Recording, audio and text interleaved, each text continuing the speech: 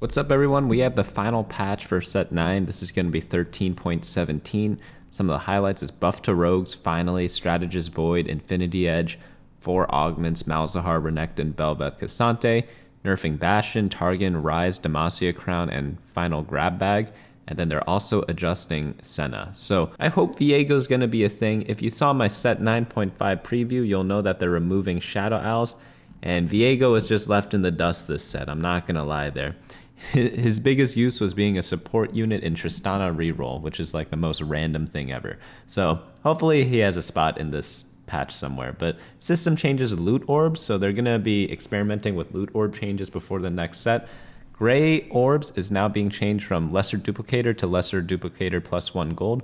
Yeah, that is true. People have been complaining about getting lesser dupes, and even though they say it's equal, they want it to feel good, so that's what they're doing now. Lesser dupe and 3 gold is being changed to lesser dupe and 2 cost, and then golden orb spatula is being changed to spatula plus 2 gold. I personally am in the boat of getting the lesser duplicator does feel bad, even if they say that it isn't bad.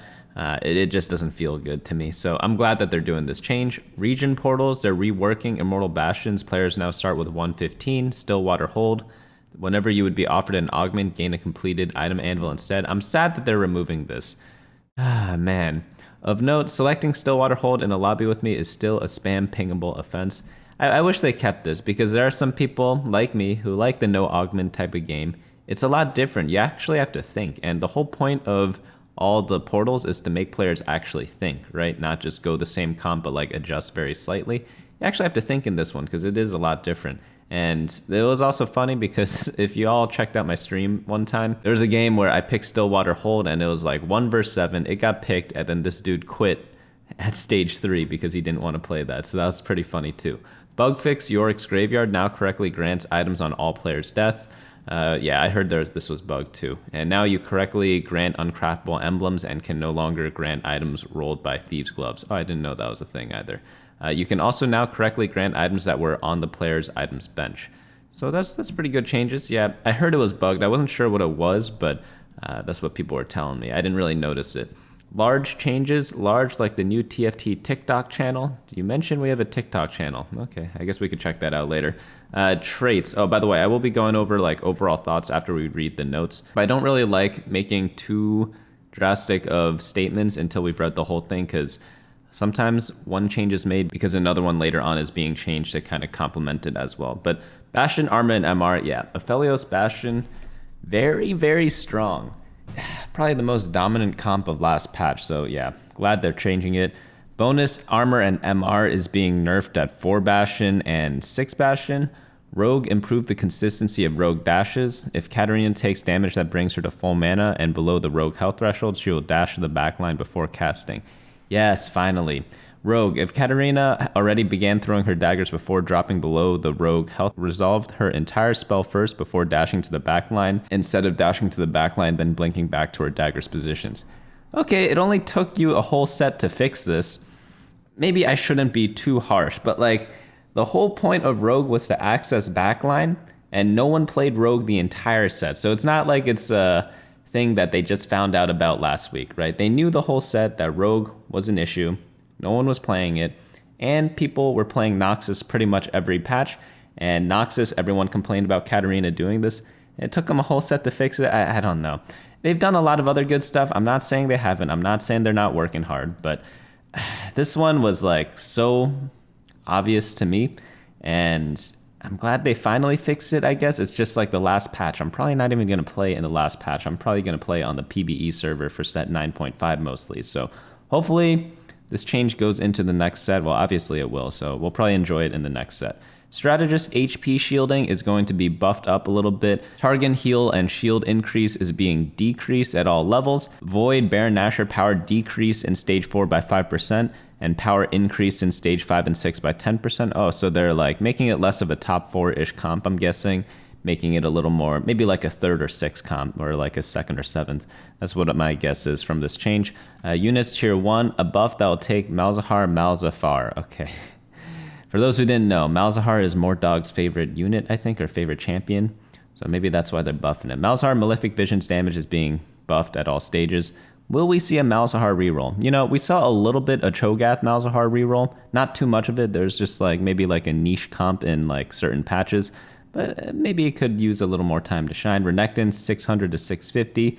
Max mana buff as well. Units tier 5, Bel'Veth, Royal Maelstrom, AD ratio being increased. Maelstrom's base damage being increased as well. Oh, Bel'Veth buff. They don't really talk about it here, but I always thought Bel'Veth was kind of chilling. She's either really good or really bad. Not much in between. I'm not sure how to fix that, to be honest. Cassante now heals himself for 10% of his max health on cast. Ooh, that's a huge buff. That's kind of cool. I like that a lot. I don't think Cassante was ever strong, and they agree with that here. And yeah, that's a pretty good change. Rise Bandle City no longer stars up units to a star level except at 3-star. Senna Dawning Shadow AD ratio is being increased by quite a bit at 1 and 2-star, and then the shield amount is being decreased. Yeah, so she was like one of the best support units in the game, and they're giving her more carry power. And also this is the last patch that will play Senna. At 3 stars now grants significantly more attack speed per shield with her Redeemer trait. Next up we have is Augments. So binary airdrops will fit the champion's role slightly better. Okay, that's good. That might make it extremely good. Expect better itemization, but don't expect it to autopilot your comp for you. Okay. So it's not going to be something giga insane, but it's definitely going to be a lot better. I had too many games. I have like a Kaisa with binary airdrop, and then I have like a Shojin and maybe a Jeweled Gauntlet on her, and then binary airdrop gives me redemption, and I'm like, thank you, Riot Games. This is a great augment. And then now hopefully that'll be fixed. But I don't expect it to give like a super duper good item, but even like, let's say a Deathblade would be better than Redemption. You know, it's like at least something usable. Birthday present, gold 1 to 2. Demacia crown item granted is being changed from Gwynsu's to Recurve Bow. Final grab bag gold is being nerfed across the board. Lucky gloves, number of brawler gloves 2 to 3. Wow. Wow. Okay, this is going to be the best augment, I think.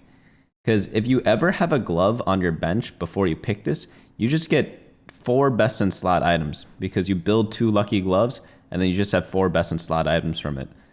That is actually absolutely insane. I know it's lazy for Riot Games to buff something by just adding gold to it because lucky gloves was, I feel like it was a tiny bit weak, right? So you could have had it give 2 Brawler's Gloves and then give it like 2 gold or something to buff it. But that would be a little lazy, right? So they went to the more fun route, added an extra glove. But that is a big upgrade. Oh, wow. Okay. Yeah, that's nuts to me. Scrappy Inventions gain a component at the start of the next stage is being changed to 2 stages. Scrappy Inventions max upgraded components 4 to 5. Yeah, I don't know why they nerfed this a long time ago because it was already data-wise not doing that great, but then they nerfed it anyways, probably because there must have been some glitch with it or something, but I'm glad that they're revisiting this. Infinity Edge AD is being buffed up a little bit. Yeah, it's been overshadowed by Deathblade. That is very true. And yeah, having it a little more help, pretty good. Small changes. NOXUS health is being increased at 9 NOXUS. Holy cow. 9 NOXUS is already one of the best traits. If I look at a tiny bit of data from like last patch 13.16, it averages a 2.76. That's absolutely nuts. NOXUS AD and AP is being buffed up at 9 NOXUS again. Sork max HP % explosion. This one's being nerfed at 2 Sork. Okay, so this is mainly just an RE nerf. Okay, I guess that's fair. Nom. Cho'Gath Feast, max HP damage ratio 12 to 14. Jhin Ionia 80 bonus being buffed. When Jin's target dies, he'll now retarget to the nearest enemy instead of the furthest. Yeah, I always wondered, whenever someone died, he just sniped someone randomly. I didn't know it was furthest. I thought it was like just some random person. But yeah, nearest enemy makes a lot more sense. Units tier 2. Soraka, when her Astral Infusion heal target dies with remaining stars, the stars will transfer to striking the closest enemy of a nearby ally. That's fair. Let reroll Rogue pop off. Echo phase dive damage is being buffed up a bit. Where's my Viego RFC builds at? Units tier 4, Nasus attack speed being buffed. Shen mana nerf. Yeah, Shen was always pretty good. So maybe like Nasus could kind of be like, people have been mainly tanking Nasus. Hopefully there's like some bruiser version that could be pretty cool. Heimerdinger, 3 stars, will now always throw his enlarged grenade at the center of the board. This allows him to hit many more units. AFK being buffed. Oh, that's very nice. I don't know why they nerfed it. They nerfed it last set, I believe, because There are a lot of high econ strategies kind of available that kind of stabilize at around like either 3-2 or 4-1, which was really good with AFK. But I feel like there are kind of a lot of differing playstyles, and there's a lot more gold this set because of all the portals and such. So yeah, I think 20 is a little bit better. I'm not sure if my reasoning's actually correct. It's just what I'm guessing. Balanced budget, 3 gold, 10 to 11. They need to buff this more. I don't know. Like, it just feels so bad. I don't know how much to buff it though, because it has to be worse than other augments because it's a legend augment. It just feels, yeah. Final reserves gold is now vacuumed slightly faster.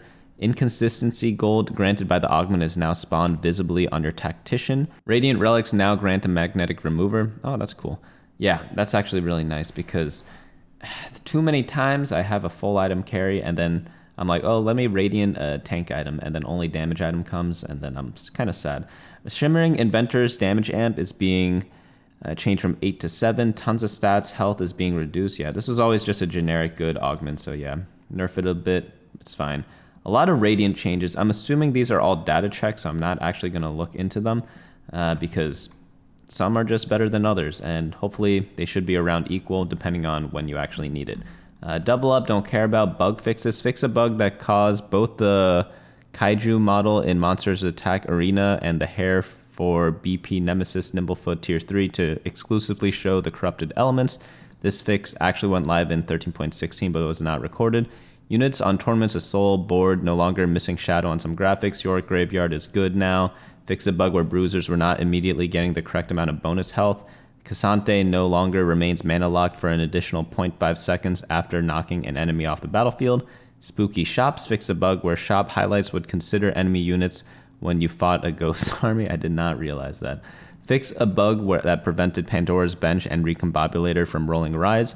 Use a Reforger on a unit holding the Crown of Demacia, and double up will now bounce the Reforger rather than consuming it.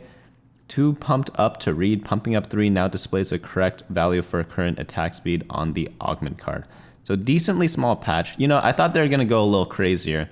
Normally for the final patches, they go nuts with something, but they actually didn't do that this time. I'd like to know the reason why. Maybe they explained it in a different setting or something like that, but is Rogue finally going to be a thing? Well, the NOXUS comp is definitely going to be a lot better. I feel like it's going to be NOXUS Nation.